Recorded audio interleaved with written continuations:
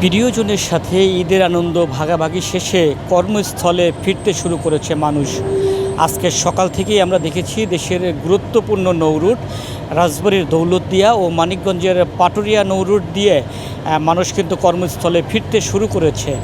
ঠিক আমার পেছনে যে ফেরিটি রয়েছে এই ফেরিটি লোড হচ্ছে। এটি রাজবাড়ীর দৌলতদিয়া থেকে মানিকগঞ্জের পাটুরিয়া ঘাটের উদ্দেশ্যে অল্প কিছুক্ষণের মধ্যেই ছেড়ে যাবে।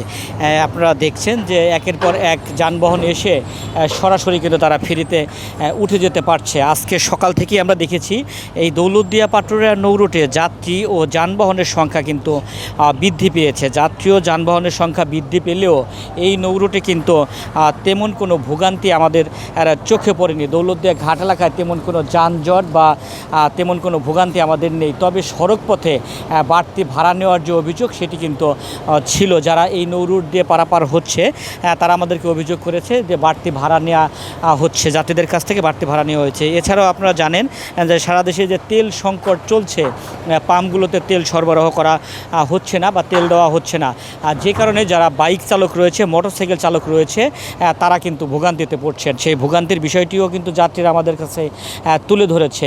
তবে দৌলতদিয়া পাটুরিয়া নৌরুটে আমাদের চোখে কোনো ভোগান্তি কিন্তু পড়েনি। আমরা দেখেছি একের পর এক ফেরি রাজবাড়ীর দৌলতদিয়া ঘাট থেকে মানিকগঞ্জের পাটুরিয়ার উদ্দেশ্যে যাত্রী ও যানবাহন নিয়ে ছেড়ে যাচ্ছে। একই চিত্র কিন্তু দৌলতদিয়ার লঞ্চ ঘাটেও যাত্রীর চাপ বাড়ছে। যাত্রীরা আসছে লঞ্চে করে, তারা তাদের গন্তব্যে যেতে পারছে। বিআইডব্লিউটিসি দৌলতদিয়া ঘাটের ব্যবস্থাপক সালাউদ্দিনের সাথে আমাদের কথা হয়েছে। বিআইডব্লিউটিসির ব্যবস্থাপক জানিয়েছেন দৌলতদিয়া পাটুরিয়া নৌরুটে বর্তমানে তাদের 17টি ফেরি রয়েছে। 17টি ফেরি দিয়ে তারা পারাপার অব্যাহত রেখেছেন।